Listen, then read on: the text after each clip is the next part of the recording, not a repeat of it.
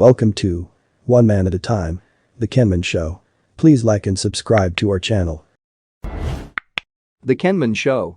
We are strong together. Presented to you by KEMEN, and we are privileged to be here every single Saturday. We come here and we discuss things about the family in general, everyone in the family. We try to reach everybody in the family. We are all included. Thank you very much for our guest today, for showing up today. We have a very special guest today. I'm going to give her a chance to introduce herself, but before that, I welcome you all viewers and our listeners all over the world from where you are listening. If you're in the Gulf, if you're in North America, if you're in Asia, welcome to our show for today. This is Family, Faith, and Health Focus Show, presented to you by KEMEN. It's KEMEN. That's a main organization here in diaspora, specifically in North America, Canada, and USA, where every man is welcome. If you are a man in diaspora in North America and you have some issues, don't suffer by yourself, don't suffer alone. We are here to help you. That's why we have KEMEN, KEMEN, and our website is 254.kemen.org, 254.kemen.org. That's where you can reach us and we can be able to help you with what's going on. Don't suffer alone. Depression, a lot of financial issues, domestic issues, marriage issues, relationship issues, and all other issues in general. As a man, will come here and we'll be able to help you. And welcome to Diaspora Media Max. This is Family, Faith, and Health Focus Show, presented to you by KEMEN. And we would like you to go on the Facebook and like our page is Diaspora Media Max, and also go to our App Store and download our app is Diaspora Media Max or Diaspora Media Max TV/radio, and you're gonna be able to get all our shows whenever we come on live. And also you can listen or watch us live at www.diasporamediamax.com. Thank you very much for tuning in today. And today we're going to have a very special guest, and her name, I'll let her introduce her. And this is your time, our guest for today. Go ahead and introduce yourself and tell us what you have for us today. Thank you, Alex. My name is Monica Gadoni Moshero, and I'm a really lively person. I love Jesus as my personal savior. I would describe myself as sanguine, choleric personality. Thank you. Thank you very much. We have several guests here every Saturday, and we come and discuss things that about the family. I think the last one we had was about youth and the sexuality. That's the last one we had here on last Saturday before we ran our and we had a very good one run by our young person, actually from your area, and she was able to teach us some things we didn't know, crossing the gap between the old generation and the new generation. We ran that. We had a lot of misunderstanding and miscommunications, and the thing that we need to improve on, we as an older generation. And today we are so privileged to have you, another young person here in our show, and can discuss about things that's affecting young people everywhere in this world. Young people, the devil never sleeps. He works 24/7, and he continues to attack our young people, and we need to be awake. And we as the adults, and actually other people in general in the community, we're supposed to take to fill the gap and take on helping our young people succeed. And I say overheard, maybe you've heard about our guest. She is running an organization helping young ladies, and is that correct? Yeah, so you help young ladies to succeed in life, and also I also run a similar program actually in the area where you live, helping the young ladies and the young men in general to succeed, so that we don't have all these people lost in our. We are trying to save a generation by helping a few, those we can be able to help. And if you are there in your community and you are able to just help one person, not even many, just one young person to change their life for good, that is the best thing you can do for that society or for that community you live in. And I know some people say, what can I do to help that young person? Okay, talk to your chief, talk to your sub-chief, talk to your assistant chief, talk to the pastors and the priests in the local communities, and they'll be able to direct you in the right direction on who really needs help and what you can do to improve their lives. Just change the life of that one person, be it paying for their school fees, be it leading them to the right direction, to stop abusing alcohol, stop abusing drugs, give them counseling, and keep talking to them, and never get tired of talking to them, because one day or what you talk to them, it will come to pass, because faith comes by hearing, and hearing the word alone. And as I tell people, the art of advertising is telling people same message over and over and over until they get it. If you are telling that young person to quit abusing drug, keep telling them until one day they will get it. Thank you and welcome our guest for today. And you can tell us what you have for us today. What I have for you today, I'll be talking about my story with drugs, abusing drugs, especially alcohol and cigarettes and bang. And how I came to reform. They call it marijuana. Marijuana, the green stuff. And find hope in Jesus. Thank you very much. Go ahead, continue. So I can say my drug story began when I went to campus, because growing up, nilikuwa nimefungiwa sana. Like my parents were really strict. I didn't have any freedom. I wasn't allowed even to play with the neighbors' kids. Wow. Yes. So when I got to campus, that was my first taste of freedom. Freedom reign. Let the freedom reign. All right. Yes. So when I got to campus, at least I was a bit free. I was living away from home, and there was no one monitoring me. And najua peer pressure that comes in campus. First, you taste alcohol. I tasted literally everything that was offered to me. I didn't refuse, because I was really excited to be away from home. So how you were, my understanding is that you went for a private boarding school? Yes. No. I was in a public boarding school, high school. What about the primary school? Primary school, I was in a day school, but my dad used to take me, drop me, and come for me. And yes. All right. And then you went to public boarding school, high school, and then you went to college maybe about 19, 20 years of age, and then you tasted the first freedom of your life, and then the freedom came with a lot of pressure.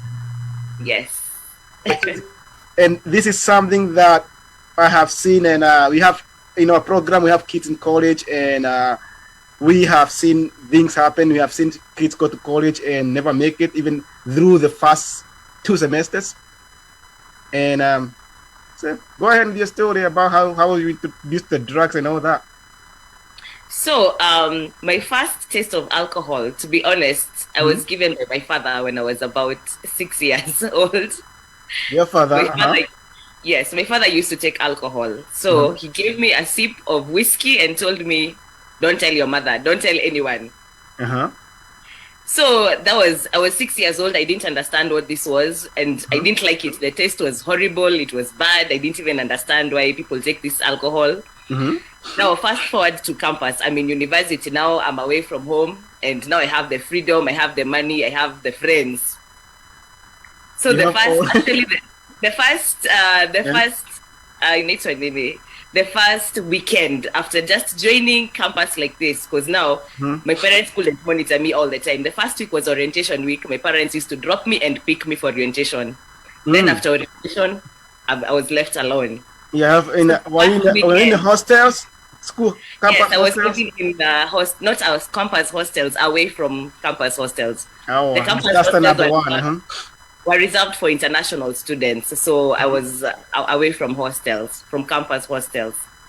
Now, the first weekend is what is called the freshers party. The welcoming the freshers party, yeah? Yes, so there's alcohol, there's weed, there's ecstasy, there's everything. You can name it. I went to a private university, so you can imagine. All these things were accessible, yes, for free. Wow. Even the hostel where I was living, of course, they'll tell the parents, here we don't abuse drugs, here we are Christians, we do what? There's a swimming pool. They have all these extracurricular activities to keep themselves busy. So, but now, the true story, that is what orientation for the parents. Now, when the parents go away, I was told there's orientation for the students. They took me to a literal marijuana shamba, where they plant marijuana. On campus? Not on campus, on the hostel, campus hostels. Oh, there's gardens inside the campus hostel where they cultivate their weed. I was as shocked as you are. Like, I was like, what? Wait a minute. What do you mean? This is happening inside the campus hostel. Yes, I they are cannot growing. name the name of the They are hostel. growing. They are growing weed or bangi or marijuana, whatever you call it, where you come from. It's being Yes. cultivated inside the campus Yes, hostel dormitories. yes, yes. There was I'm telling you, during the day, the parents were brought in for orientation. They were shown around the hostels. The rooms are nice. They even clean for us, and the parents are happy. Kwanza they are told we are not even allow them boys to go to girls' rooms. The parents are very happy wakisikia maneno kama hiyo. Now the parents leave during the day. Now usiku, we are told now it is orientation for the students, the real one now. This is what goes down here. So was this inside the hostels? Yes, inside the hostels. There's security, there's everything, you can name it. But now, this is how the system works in the hostels.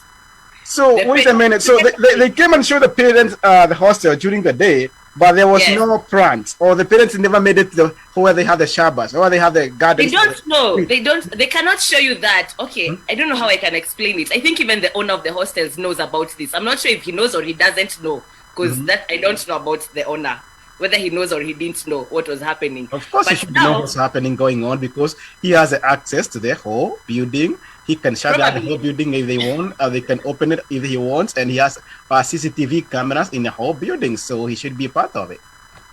Probably he was part of it. Most likely, we can say that. So now, when the parents leave, now the students they have an insider with everyone who works there, from the security to the cooks. Wanawakanja pesa, that is what we say in Kenya. Like they give you small money, mnakanyagia yo maneno. They used to bribe them so that they can go on with their parties. You bribe them, they don't tell the parents. The parents, wazazi, they won't know. Wow. So they took us to a small weed marijuana shamba. There's alcohol for free. They even give you numbers. If you want alcohol, this is your guy. Call this one. If you want ecstasy, this is your guy. If you, whatever you use, they'll tell you all these things in the freshers party. Wow.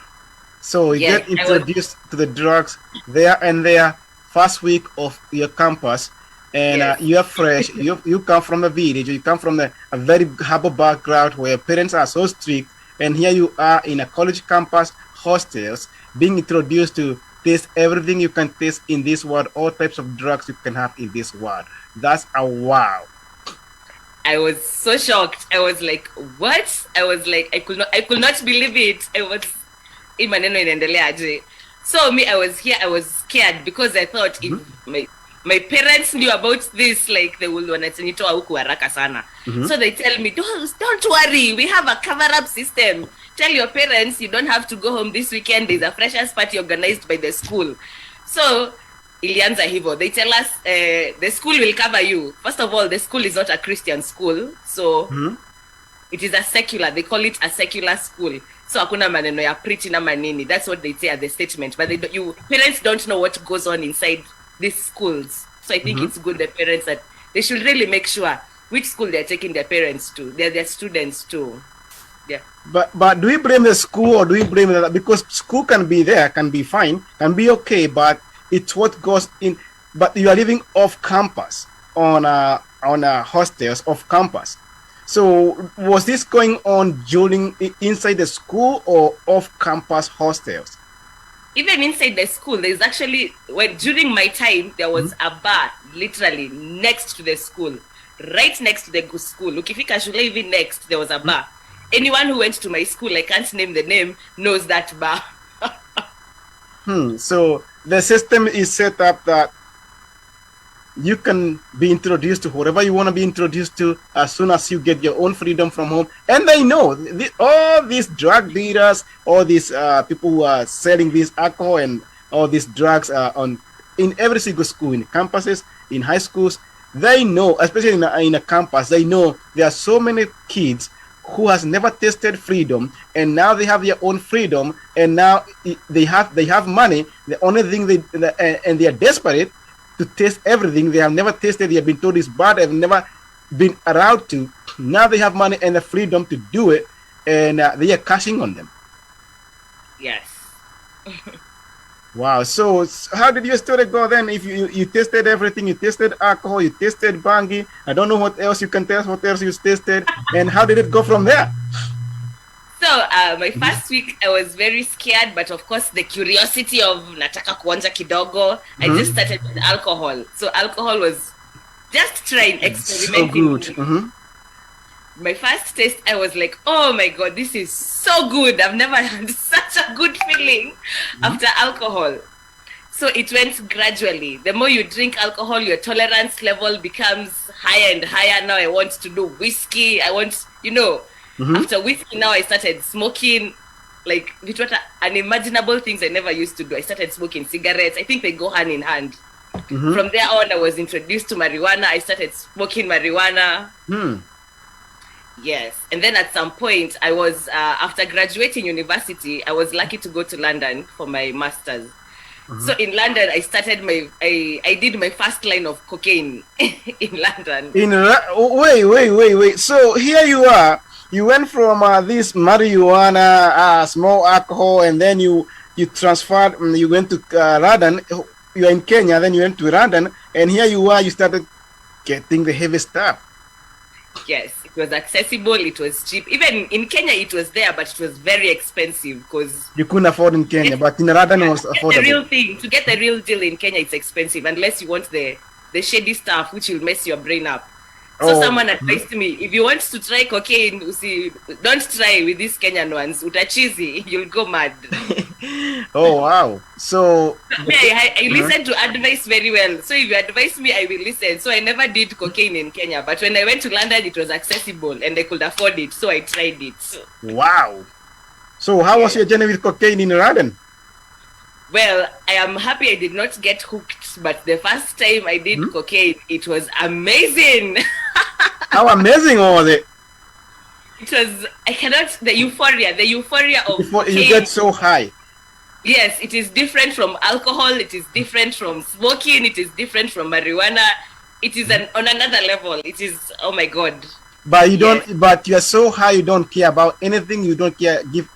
Anything in this world. And because there are some people who want to live that kind of life where they are worry free. They don't care about anything. They don't care if they are living under the bridge or somewhere on the street.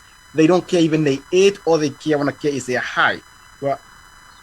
Well, I didn't get to that level because to sustain cocaine addiction is very expensive. I did not have the money, the time, or the energy for cocaine. So it was good, but, well, I can't afford it. So unaffordable. Yeah, it was unaffordable. Yeah, so because there are some people, there are some kids who have gone to colleges in Kenya and they have taken their family on a very bad financial run. They keep lying, and they have come back home, taken money from their parents, sold their parents' properties, become thugs, stealing other people's property. And the worst case scenario you have seen is actually young ladies going on the streets for prostitution so that they can afford drugs. And also some of the ladies has been taken away from college campuses all over the world, not only in Kenya, and where they become prostituted. They are by the pimps who just inject them with the drugs and send them to the streets or put them in a house and have customers for them and have been abused and using them for money. And just because you are just addicted to all these kind of drugs, cocaine, heroin, this meth in America, North America, name it, people are just shooting up. And the most thing, before I get the most interesting thing is, I just want to hear your story. So, as a young person, you tasted the freedom when you went to college. What would be your advice to a parent listening there about giving their children a little freedom, although it's not exposing them to drug, but giving them freedom and advising them on what not to do? You told us that you tasted alcohol when you were 6 years old, but your father never told you, never taste this alcohol again. That's why I'm giving you so that you can taste, and you taste that it doesn't taste good. And if you continue drink it as a young person, it's gonna mess up your life. What can you tell the parents out there? I can advise parents that it's really good to just be real with your children. Mm-hmm. And then, one thing I've noticed with children, because I'm a Sunday school teacher, children will learn from what you do, not what you tell them. They will watch what you do. So you cannot preach water and drink wine. You cannot tell them drinking is bad and you yourself you're drinking. So talk to your kids, be real with them, tell them from Kitambo, like from Wakiwa, when they're very small, these things are bad, they're addictive, they'll take you to a bad path. And also, like, I'll tell parents to be really involved in what your parents, your students, your children are getting themselves into. For example, the university I went to was a very good university, but now my parents, they public or private? Sorry? Was it university a public or private university? It was a private university. I would assume, based on the level, based on the way you explained about the drug issue there. Continue. It was a private international, so you can imagine most of the students are international students. So even with money, they have a lot of money to spend. So drugs are quite accessible. So, but the drug dealers in this Kenyan university, were the Kenyan university private with a lot of internationals? I don't know about other private universities in Kenya. But no, the one you went to, the one you went to. Oh, the one I went to, yes, it had a lot of international students. Actually, by my time, that time I went to that university, 50% was international students. Kenyans were very few in that universities, and the Kenyan students who were in that university were from these very rich families because it was. No wonder. Yeah, so rich kids tasted the freedom for the first time, and with money, and here they are. There's drug dealers right inside the campus. Yes. But it was a cartel system. Like it was organized madness in that school. So it's very organized madness. Pretty much it's an organized cartel to supply drugs to these rich kids in school. But the thing that's impressed me is that they are cultivating their own weed right inside the hostel. Yes. It was very fresh. We actually used to sell to other universities now. They used to come get weed from us because we had the best. Ours was fresh. It was grown. It is not tampered with. So you can imagine. You want a freshly grown weed inside campus hostels? Come to this university and we'll give you a discount of a fresh high THC weed. Grown all the way right inside the campus hostels. Wow. That's a nice weed. And never been busted. This weed, it you take some time to grow, water it, cultivate it, and even sell it to other kids in other campuses close to you. Wow. Yes. I like to know that what we're going to talk about that university later. I like to know what kind of university is there because wow. And what about the other drugs like cocaine, ecstasy, and these are other hardcore drugs? Were they accessible in Kenya? Tell our viewers, because some of our viewers may say, we don't have a drug problem in Kenya. We don't have cocaine. We don't have heroin. We don't have meth. We don't have all these hardcore drugs. Just people smoke that's a tobacco and that's it. We don't have any other problems except the weed. Any other hardcore drugs? Yes, I'm 32 years old now, so there's no point once I could guess. So that time I was in university, I was about 18, 19, 20. I graduated at 21. In my time, there was heroin, it was accessible. Cocaine was accessible. And yes, hardcore drugs were there. And right now, because I like following up on this, on the new drugs upcoming, I was reading about something new called Purple Drunk. Purple Drunk? Yeah, they get it from Lil Wayne. Some madness. I don't understand these things right now, but probably if I was still in university, I would have taken that Purple Drunk. That is the in thing right now. So, tell us in Kenya, right now, what is the worst drug that you know of that's wreaking havoc in young people's lives? Alcohol and marijuana. Alcohol and marijuana. So, for you to afford cocaine once is very expensive. Heroin is very expensive, but alcohol and marijuana is number one most abused drugs in Kenya right now. And so you are there, you are helping young girls. What are you telling them? Wow, these young girls, I am mentoring them to know that they can do anything. They can be any woman. They can be strong women. They can learn from my story, from my background. Okay, I may not have come from a humble background, but I have a story to tell that even me, I was there in that depression stage of taking drugs. I was a mess, but I have cleaned myself up. I have picked up my pieces. And yes, it is possible to get out of these things. I have been to rehab several times. I thank God because my parents have really been supportive with me. Because imagine if they didn't care, I would have probably ended up dead. Yeah, they took me to rehab. They've been really, really supportive. I should probably thank them at this point. My mother, she'll hear this. I don't know if she's watching. Tell us about the rehab. When you go to rehab, how in Kenya, I'm saying, how expensive? There's a viewer there who may be in diaspora and they have a person in their neighborhood, a family member, a loved one, who they may be interested to take into a rehab. Tell us how expensive is the rehab and how much help can you get from these rehabs? Can I be honest? Be honest. We are here so that this Diaspora Media Max, we present it as it is with truth and facts. We don't beat around the bushes. We give it to you raw. You cook it for yourself. Go ahead. Okay. A lot of rehabs in Kenya, it's just a money-making business. I have been to several of them, and I can testify I did not get any help because people just come here. If you open a rehab, you'll get money. They employ staffs who are not even qualified. They're not even educated. They do not even know how to handle these cases. And you can Google. There are so many rehabs right now. Just Kiambu County, very many. Leave alone Nairobi. May I talk about Kiambu where I'm in. Very many rehabs have cropped up. Most of the rehabs, I didn't get a lot of help. Actually, my drug addiction, mimi to quit drugs, I cannot say ni rehab ilinisaidia. You have to be willing yourself first. You have to be convicted in your mind first. Nothing can make you quit alcohol. Nothing can make you quit drugs. That I tell parents for a fact. Hata ukipeleka mtoto rehab, haitasaidia. You'll waste your money, your time, your energy. You'll be frustrated. Because my mom took me to one of the best. She had the money, so she afforded. She could afford. She took me to one of the best rehabs we have in Kenya. And what happened? How much did you get there? Inside the first rehab, we could still access these drugs. Wait, what? Yes, we went there for rehab, but you can still access the drugs when you're still in the rehab. Yeah.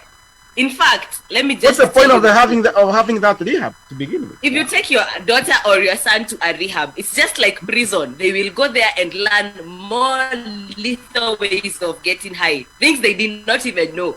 I went to rehab. I was taught how to make that concoction of purple drunk. Things I've never done in my life. I learned them in rehabs. They go there and they become makasi sasa. They know how to get high vizuri because they have all the information. They have everything. They even know where to get these drugs. It's like putting all the engineers in one prison of drugs. Yes. And experts. And they're going to tell you how to make drugs, how to access it, how to sell it, and how to get even high very easy without spending a lot of money. Yes, I learned my first rehab, I learned how to make concoction, how to get them cheaply, where to get it, and even they could sneak them in. Some of the counselors in the rehab used to bring in the drugs. How can they counsel somebody? You are there to be counseled against drugs, but the counselors themselves who is coming to talk to you is getting you high fast. Yes, it is total madness. I'm telling you, it is pretty much there for money. It's money making business because we as people in diaspora, we have seen our villages. I am not going to name names here, but we see frustration after frustration after frustration where we take somebody to a drug rehab. Most of it is alcohol rehab. We have taken several people to alcohol rehab, and I can tell you, the moment they get out of that rehab gate, the moment they hit home, don't even hit home, the moment they can access the alcohol to the nearest place they can get alcohol, they are drunk. And I'm like, you have been in rehab for 6 months, and the first thing when you get out, all you want is alcohol. I am assuming here you should already be detoxicated, completely detox. You have no flavor. You have no craving for alcohol. You hate this alcohol because for that time you have been detox. You have been clean, not taking alcohol for over 2-3 months. You survived it. You went through the first part. Maybe first week of detox is the worst. They feel as if they're gonna die if they real alcohol detox rehab. And now here you are, you detoxed, but 6 months later or 3 months later, the first thing you want is alcohol. It shows me that you are still drinking when you are still in the rehab. Nothing stopped. The alcohol was accessible. They are in the rehab. I have 3 people, maybe people you may know is from your area. We took to the rehab for alcohol, and guess what? They came back and they did not even go for 24 hours without drinking themselves to death. Some of them almost died because they never tasted alcohol for 3 months. And you're like, what's a waste of 400,000 Kenyan shillings? What a waste. I was like, it was good for us even to maybe give them a business with it to start with this money, and they can continue drinking when they are actively working instead of wasting this 400K after fundraising with the friends. And now here they are not rehabilitated at all. Anyway, it's sad to hear that. And if you are here, you are listening to us, you run a rehab, and you think you are running a rehab to help people, but the people who you have hired have turned against, and actually they are there to make money. They are even selling alcohol and drugs to these people. Know you're in the wrong business, and things will catch up with you, and one day you pay for it. I tell people there's nothing free in this world. You're going to pay for it. So continue your story, because I want to come to your story from Kenya to Radan. How you get to Radan and you continued to still abuse drugs in Radan. So you were introduced in Kenya. Did you continue abusing drugs in Kenya for the 4 years in campus after your introduction? Yes, I did. I was active throughout my campus life. Alcohol, cigarettes and marijuana. Then I get to UK, to London. I tried cocaine. It was too expensive to sustain. At some point, I got born again, but I wasn't, I don't know, I think I wasn't seeking God, really. I was just looking for company. Were you born again in UK after trying cocaine, or before that? After. After. So how long did you abuse cocaine in UK, if you don't mind sharing with us? Yes, I can share that, definitely. So the first time when you go to a foreign country, you know how you feel lonely, there's no this companionship or family, there's no friends, you're just looking for company. It's lonely, Yani, being outside home. So I think the first friend I met was Jamaican, if I'm not wrong. And that Jamaican friend was abusing cocaine. I didn't know. So the first time he took me to his house, he told me, do you want a line? I did not understand this language. I did not know what a line was. So I said, yes. I was waiting to see what this line is. Then I took out his credit card and did some things. I saw white stuff, and then he did this. I'm like, hiya, what is this? Then I saw him sniff. That is when I discovered, hiya, this is cocaine. They call it a line here. I did not even know. I was like, thank you, Jesus. I've been wanting to know this thing, but I have never seen it. Here it is to me for free. So I tried. So he did the same for me, and I sniffed it, and I was, wow, this is awesome. This is really good. And I actually think I kept that friend for a while, but then we parted ways because Jamaican people are very hot-headed. They're hot-tempered. After the friendship broke with a Jamaican friend, that was my end of cocaine. I never got addicted. So it's a company you hang out with that introduced you to cocaine, and so you did not abuse cocaine past that friendship, because there's so many things we have seen in diaspora. We are seeing kids coming from Kenya, coming from other African countries, coming diaspora, and guess what we are seeing? Within the second week, they know where they can buy drugs, they know where they can buy weed, they know how they can buy cocaine, they know how they can buy this drug, that drug. Then I always tell the parents and all the people involved that these kids did not start abusing this here in America. They were abusing them back in Kenya. And I tell people, I used to go to a very, very, very rich campus, college here in the United States, and marijuana and all these kind of drugs. The kids were very rich; they could afford everything. And one day, one of my friends, I invited him to drive a car for a long distance. I bought a car in a different state, and when we get to that different state, we went to a whole different state, a whole different city, and within 2 hours of us being in that new state, new different city, doesn't know anybody, he was able to buy weed. And I was surprised.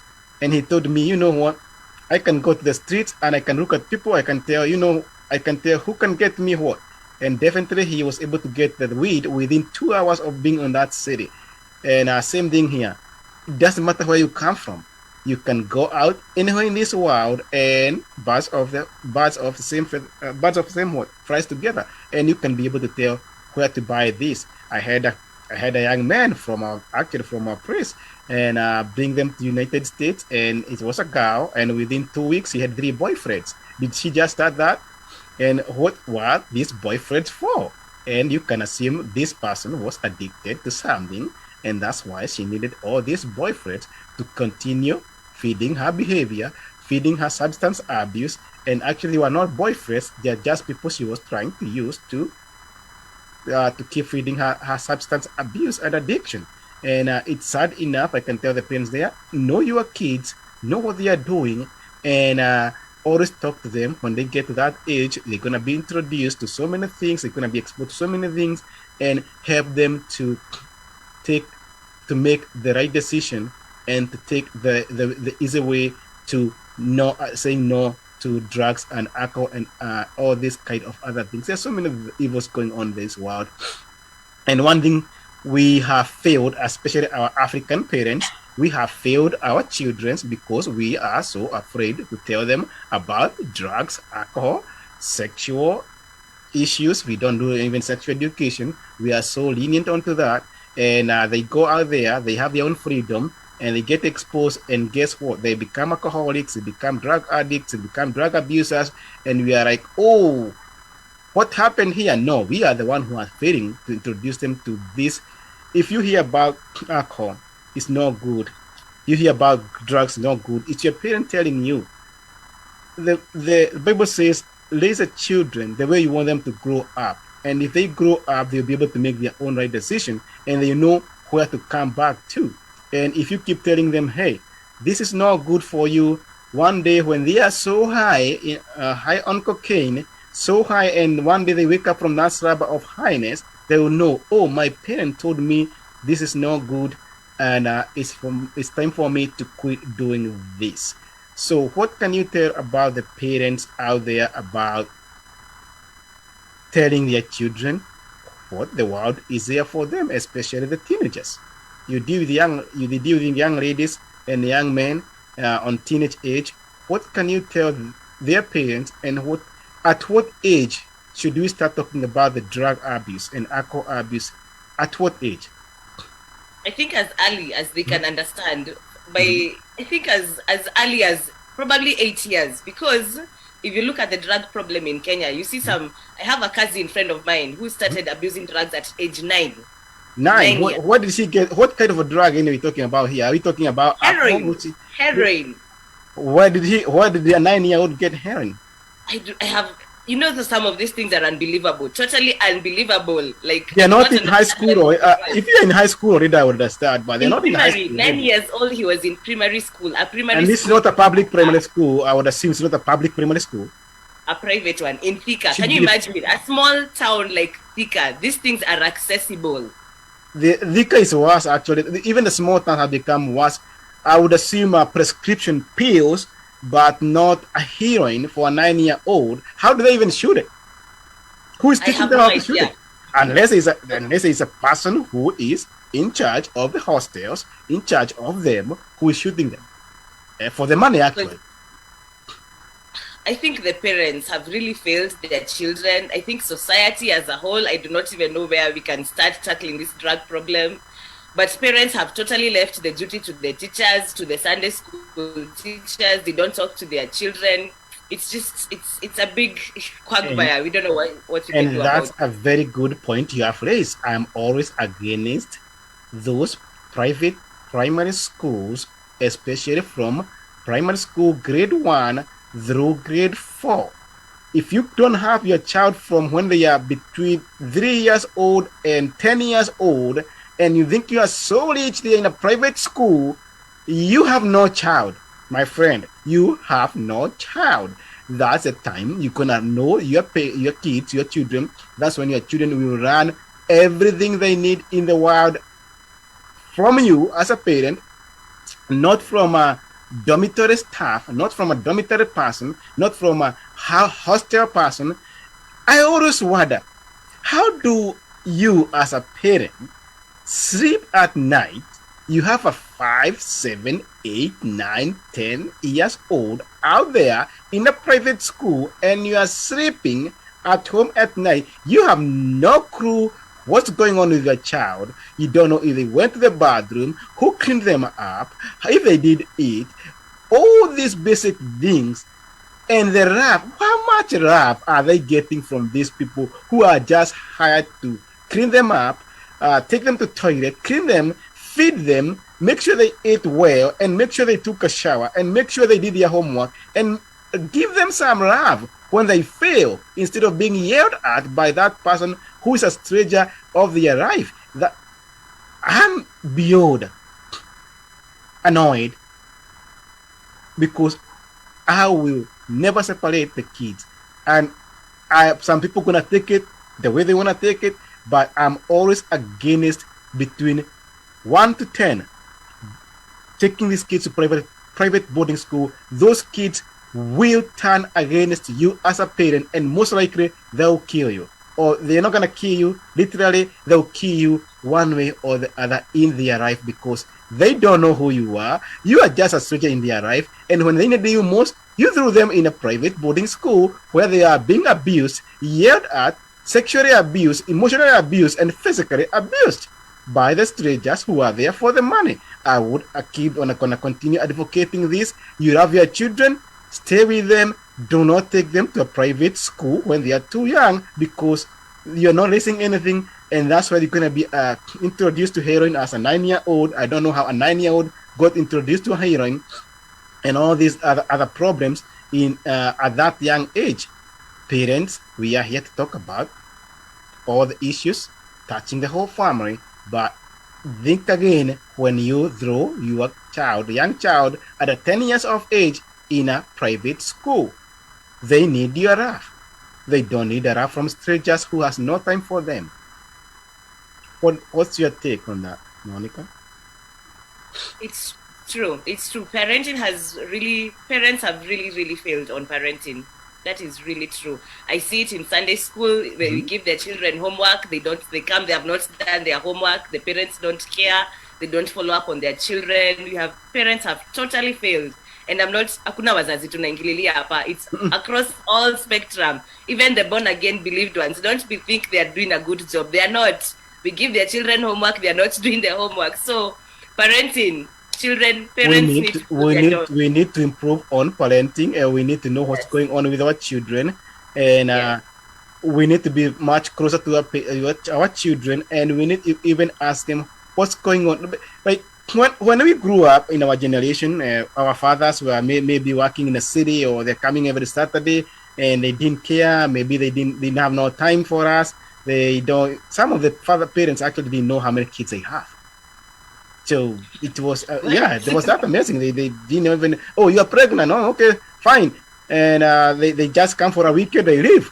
And then you're going to see the next weekend they leave. And God forbid they drink, they are drunkards. They'll come home on a Saturday, drunk. Saturday afternoon, drunk. Monday morning, they're going back to the city. You see them next weekend, drunk. So they don't know what's going on with their kids. Today things has changed. The village has changed. And the other thing is that technology is a monster against our kids. All you need is a phone to know where to buy drugs, to know where to buy that marijuana, that weed, to know where the party is going on, to know where they're going to be having free alcohol, to know where you can get somebody, you can get free alcohol and free drugs in exchange of sex. These are our girls who are 12, 13, 14, 15 years old of age. It's everywhere, even in North America, in diaspora, it's everywhere. The technology is another monster that I see 12-year-old kids in a mall with an iPhone 13 in Kenya, and I'm looking at them, I'm like, God forbid, these are 12-year-olds and they have an iPhone 12. Who bought an iPhone 12 for a 12-year-old kid? Will they learn any responsibility in their life? No. Is that the best life you can give them? No, it's not, because you're gonna shower them with all these things. It's okay, you can give them a little technology, but does a 12-year-old need an iPhone 12? In my opinion, no. What are they gonna be doing with that iPhone 13 and iPhone 12s? Are they going to be starting, or are they going to be on that iPhone 12 looking where to get sex next, and the drugs and all these other bad things going? You're not going to be able to limit. Some people will say, I'm going to put parental control. Good luck. They know how to get rid of them very quickly. They are genius. They are engineers. They are experts. I have my 7-year-old who is pretty much running the show in my house with the TV and the phones. I don't know how to fix a TV. I don't know how to fix their games. Here, you go fix it because you can figure it out. Imagine those 12-year-olds with iPhones, what they can do and all this technology. So I'm not blaming technology. It's there. Use it wisely as a parent, but know what is going on, know what they are doing, and guess what? There's nothing good as to know what is your children up to. What are they doing? What do they plan next? Are they going the right way, or are they hanging out with the wrong crowd? Because hanging out with the wrong crowd, especially between years 13, from age 13, from being a teenager, is the worst thing. It's the worst thing for a child can do. Because in America, they go to jail. They have all these records. They can never get a job because they have all these records. In Kenya, it's all rich kid people. They start abusing all these hardcore drugs, and by the time they turn 18, 19, 20 years old, they are hopeless, useless people. The only thing is that their parents have money. Period. That's it. They are useless. They are hopeless. They have no direction. They have no guide. They have nothing to live for. All they have to live for is my parents has money, and I'm not poor. I'm not poor like so-and-so, and I don't care anything about life so long as my parents continue to give me money. We have 6 minutes left. Oh, time has gone so fast. Mm-hmm. What is that we need to do for our rehabs? We need to do for our children, and we as a parent need to do, and what can help our kids from becoming drug abusers and addicts at such a young age of 10 years, 12 years, 13, as being teenagers, per se. Okay, the first thing I would recommend for the rehabs, of course, they are good ones. Not all of them are bad. Akukosangi, the good ones. I think they should get serious with their program. They should employ staff they should check really who that these people they're employing. If you're opening a rehab, may it be out of passion to help people. Don't be in such businesses to make money out of people, because it is total frustration for these families. Who regulates it? I got a question for you. Who regulates these rehabs? If I need to open a rehab in Katupoyo or in Vika, who regulates them? Do they have? There's a board called NACADA. NACADA is the one that should be doing the regulation of rehabs, and clearly they have totally failed in their job. Because I think I can wake up today and turn my home into a rehab, and I don't think I need much. Even in Kenya, if you have money, you can make whatever. So, but does NACADA follow up to make sure this rehab is doing what it's supposed to do, what it should be for? They don't follow up to know how many people come to this rehab, how many graduated from this Alcoholic Anonymous or this drug abuse, how many people get cleaned? Do they even follow? I don't think NACADA does that, but that is their job. That is what they should be doing. NACADA is the body under that drug and addiction programs, rehabilitation programs in Kenya. So clearly they have failed. Whatever it is that they're supposed to do, they're not doing it. All right, NACADA, you have had that. You have failed. You're not regulating these rehabs well. And if I send somebody to rehab for drug and alcohol abuse and they can still access the drugs there, you have totally failed your job. Continue. Higher parenthood. I will tell your parents, get involved in what your children are doing. Please follow up with your children. Do not take them to boarding when they are 9, when they are 7. They do not even know responsibility. Stay with your children at home. Get to know who their friends are, what are they doing. Do with them their homework. I thank God for the CBC program. I don't understand what parents are complaining about the CBC. Because parents in Kenya are just lazy. They don't want to do homework in the CBC. That's why they're all complaining about CBC. I think CBC is a good program because they are being forced to get involved, especially with homework and stuff like that. Good. So I am encouraged. I am a true supporter of CBC program. So parents, they need to get involved with their children. And yes. Who helps the kids who are in private boarding schools to do their things? I have no idea because I only got to boarding at high school. So you have CBC right now in the private boarding school. Who who will be helping them with all the homeworks? Strangers, total strangers? Or they hire people to do that?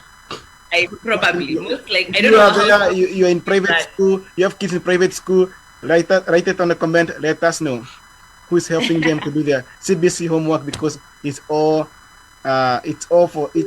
They include the parents there too. Yeah, true.